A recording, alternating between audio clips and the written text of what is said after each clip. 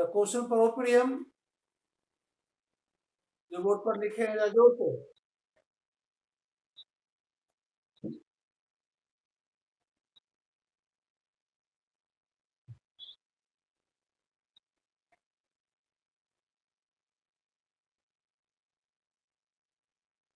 D for denominator, rational अच्छा number. Denominator क्या होगा? डिनोमिनेटर तो पता चल गया। जैसे ये डिनोमिनेटर है, ये न्यूमरेटर है, ये डिनोमिनेटर है और ये न्यूमरेटर है। शॉर्ट में लिखे, नहीं तो थोड़ा सा ज्यादा लिखना पड़ता। अब आपको रेशनल नंबर यानी पी बाय क्यू के फॉर्म में लिखना है।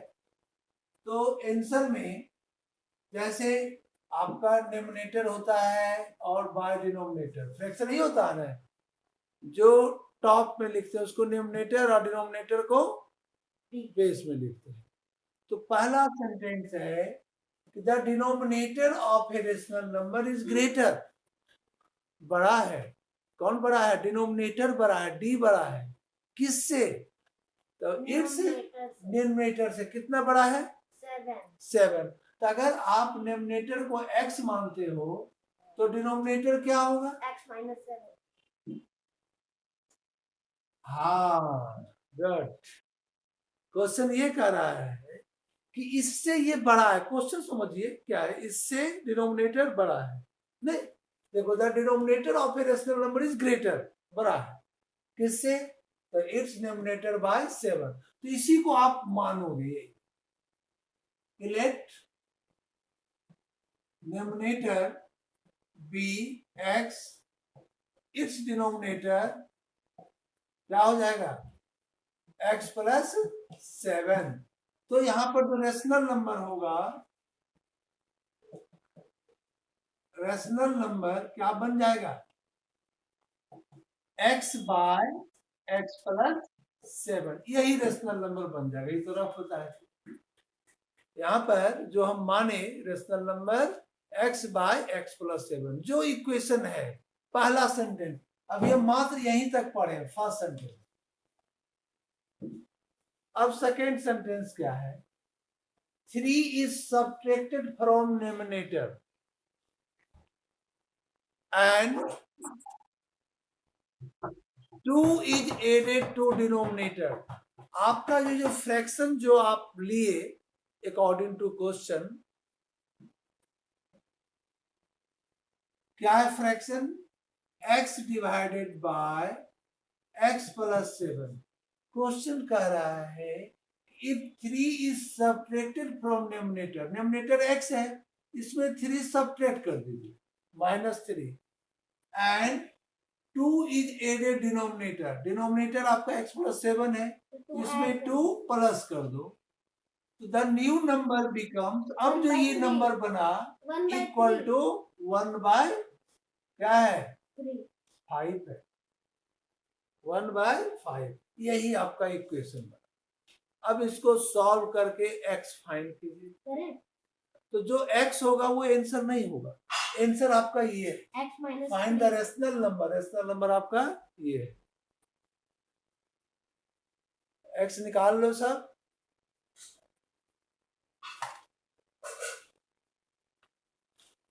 क्या आया x? निकालने दीजिए ना अभी तो।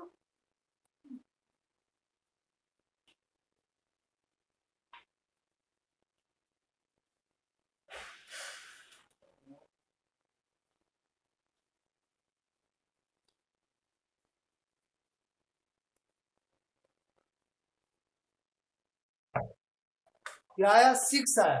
तो आपको फाइंड करना है रेशनल नंबर। अगर x आया 6, तो यहां पर आपका डिनोमिनेटर हो जाएगा 6 और डिनोमिनेटर क्या हो जाएगा? x प्लस 7, यानी 6 प्लस 7 13, यानी 6 बाय 13, 6 बाय 13 ना। ये देखिए 6 आ गया सबका। हाँ, गुड गुड।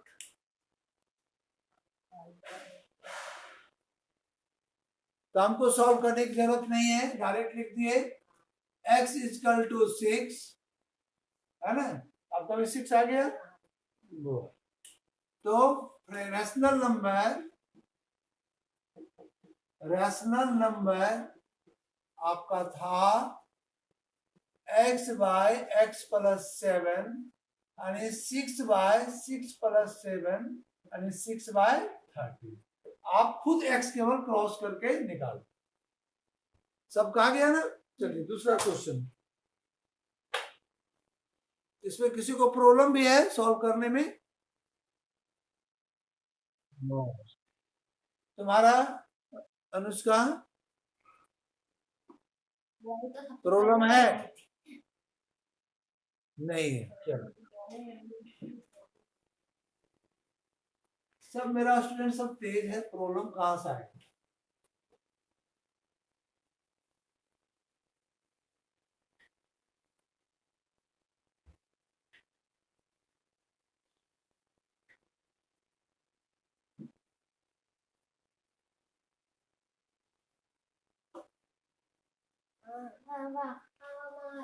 पापा पढ़ने टाइम पे नहीं करने देंगे।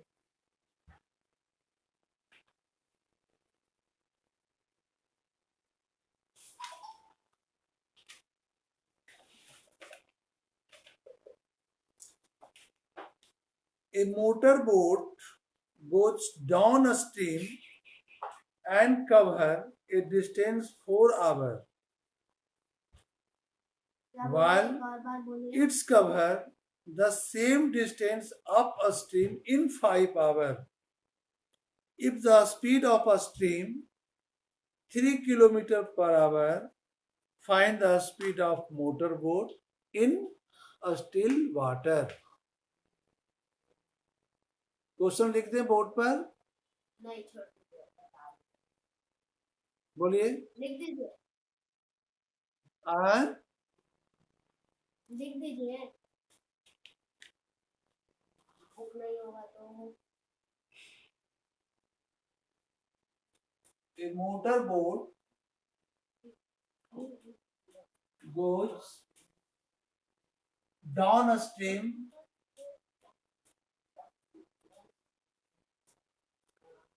and cover distance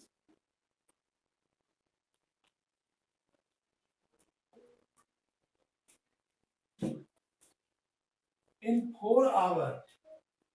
In 4 hours, while it covers same distance. While it covers same distance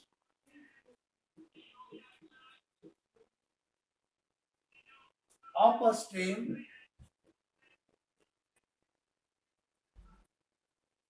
in 5 hours, if the speed of a stream 3 km per hour, if a speed of a stream 3 km per hour, find the speed of motorboat in a still water. Find the speed of motorboat in a still water. मैंने आप देखोगे अभी rainy season में नदी में stream रहता है। अगर स्ट्रीम के साइड जिधर स्ट्रीम जा रहा धार बहाव उसका, अगर उस तरफ बोट जाता है तो उसका स्पीड ज्यादा होगा। अप में आएंगे अपोजिट डायरेक्शन में तो स्पीड कम जाएगा। तो उस स्ट्रीम का स्पीड अगर 3 किलोमीटर पर आवर हो तो जो ओरिजिनल स्पीड है मोटर बोट का वो फाइंड करना है। ओरिजिनल स्पीड जिसमें करंट नहीं था, जिसमें उस नदी में रिवर में आपका स्ट्रीम नहीं था, स्टिल वाटर में उसका स्पीड क्या होगा मोटर बोट का? हम क्या मान लेंगे उसका स्पीड को? एक्स मान लेंगे। आप क्वेश्चन पढ़ पा रहे हो? वेदांश जरा एक बार पढ़ो तो। A motorboat goes downstream and cover distance in 4 hours, while it covers same distance steam in 5 hours. If speed of stream 3 kilometer per hour, find the speed of motorboat in still water. Still water. तो जो find करना आपको find करना find the speed of motor boat in still water. तो जो find करना है word problem में उसी को हम लोग मानते हैं।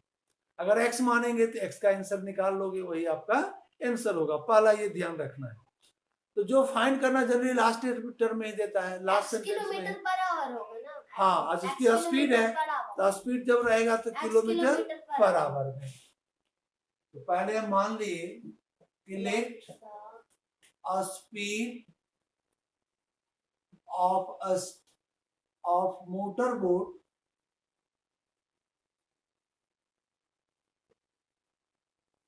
in a still water x kilometre per hour. x kilometre per hour इसको हम मान लिए। अब बताओ तो डाउन में स्पीड ज्यादा होगा कि कम होगा? डाउन में स्पीड ज्यादा होगा। ज्यादा होगा तो क्या हो जाएगा? ज्यादा होगा तो क्या होगा? x प्लस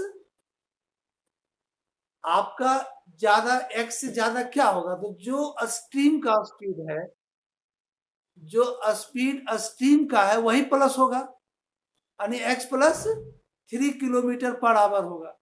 लेकिन जब अप में आएंगे तब क्या होगा? स्पीड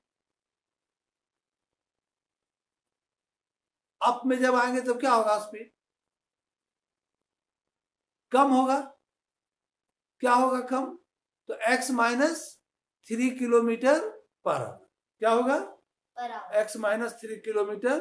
तो यहां पर हम लिख सकते हैं स्पीड इन अप स्ट्रीम में x minus 3 kilometre per hour और speed in downstream, down में बढ़ जाएगा क्योंकि उसपे करंट का भी स्पीड आ प्लस जाएगा। कर देंगे उसमें। तो x plus 3 kilometre per our. It is clear? Now a motorboat goes down a stream and cover distance in 4 hours while cover the same distance upstream in 5 hours। दोनों आने का और जाने का डिस्टेंस सेम है। फॉर्मूला होता है speed is equal to distance by time. तो क्रॉस मल्टीप्लिकेशन करोगे तो distance is equal to speed into time, नहीं, क्योंकि फॉर्मूला पड़ा speed is equal to distance by time, इसको क्रॉस कर दिए तो distance is equal to 1 into d. तो d s into t. S क्या हुआ? स्पीड। टी क्या हुआ? टाइम, है ना। एक तरफ आपका 4 आवर्स लग रहा है टाइम, दूसरी तरफ 5 आवर्स लग रहा है। तो इसको मिनट में कन्वर्ट करके करेंगे? नहीं, क्योंकि ये आवर में है तो आपको स्पीड किलोमीटर पर आवर ही निकालना है। तो आप लिख सकते हो डिस्टेंस ट्रेवल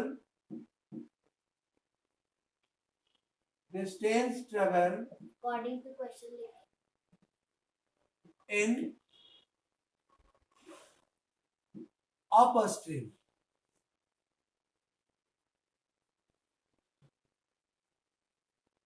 तो स्पीड डिस्टेंस क्या होता है? Speed into time. अपस्ट्रीम में क्या? अपस्ट्रीम में स्पीड क्या है? x माइनस 3 है और टाइम कितना लगा है? अपस्ट्रीम में ज्यादा लगा है। अपस्ट्रीम का है कितना है? 5 आवर्स है, 3 to 5। Distance travel in downstream. इसी को जैसे डिस्टेंस को शॉर्ट में डॉट डॉट कर देते हैं, है ना। यहां भी स्पीड इनटू टाइम। तो स्पीड कितना है? डाउन स्ट्रीम का स्पीड क्या है? x प्लस 3 है और टाइम कितना लग रहा है? 4। तो अगर दोनों तरफ का डाउन का और अप का स्पीड क्या है?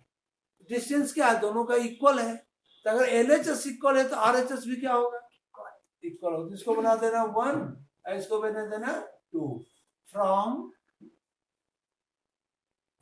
1 एंड 2 से दोनों का डिस्टेंस डाउन में जाए या अप में जाए, डिस्टेंस तो मेरा इक्वल है, तो according to question this is equal to this, या फ्रॉम 1 एंड 2 से ये दोनों टर्म इक्वल होगा।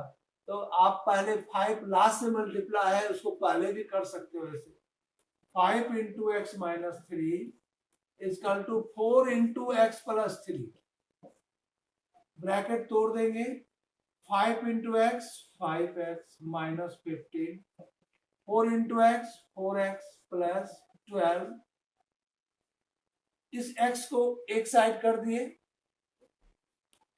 है ना, तो 5x माइनस 4x 12 प्लस 15 यानी x equal to 5x minus 4x, कितना आ जाएगा 27 क्योंकि किलोमीटर पर आवर। x था क्या था, डिस्टेंस था, x क्या माने थे, the speed of motor boat in still water, तो क्या आ गया 27 किलोमीटर पर आवर। अगर इसी मेरा मेन आंसर यही हो गया, और स्पीड ऑफ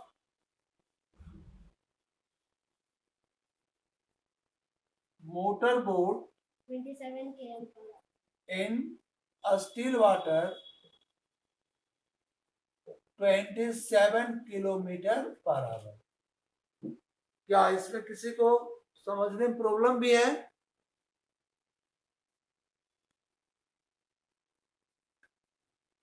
प्राची,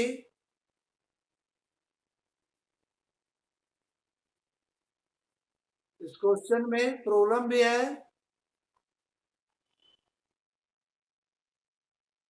एक बार फिर से समझा दें। चलो ठीक है, क्वेश्चन भी देखो ऊपर लिखा हुआ है ना, आपका क्वेश्चन है a motor boat goes down a stream and cover distance in 4 hours and cover same distance, जो हम डाउन में गए वही अप में आ रहे हैं, तो अप में थोड़ा ज्यादा टाइम लगेगा क्योंकि करंट के अपोजिट में आ रहे हैं ना, तो 5 आवर्स लग रहा है। If the speed of a stream 3 kilometre per our, find the speed of motor boat in still water. Still water का हम मान लिए x, क्या मान लिए स्टिल वाटर, मैंने जब पानी एकदम शांत हो, उसमें कोई भी करंट नहीं हो, कुछ भी करंट नहीं हो, तो उसी का स्पीड फाइंड करना है, उसको मान लिए x।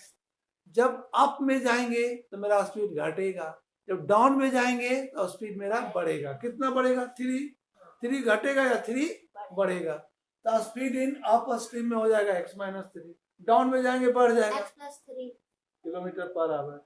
अब आपका जितना हम जा रहे हैं उतना ही रिटर्न होगा, तो डिस्टेंस का फॉर्मूला देखो यहां लिखे हुए हैं, होता है speed is equal to distance by time, तो distance is equal to speed into time, तो distance travel in upstream, speed into time, speed है अप का x माइनस 3, टाइम है 5, distance travel in downstream, speed into time x plus 3 into 4, तो दोनों तरफ का distance तो equal है, जो डिस्टेंस जितना गए उतना ही रिटर्न हो रहे हैं, तो फ्रॉम इक्वेशन 1 एंड 2 से अगर LHS इक्वल है तो RHS भी इक्वल होगा, और this is equal to this कर दिए, इससे x का इक्वेशन सॉल्व, इक्वेशन तो बहुत छोटा आ जाता है, सॉल्व कर दिए, x जो आएगा वही डायरेक्ट आंसर होगा, तो x क्या आया 27 किलोमीटर पर आवर। अब बोलो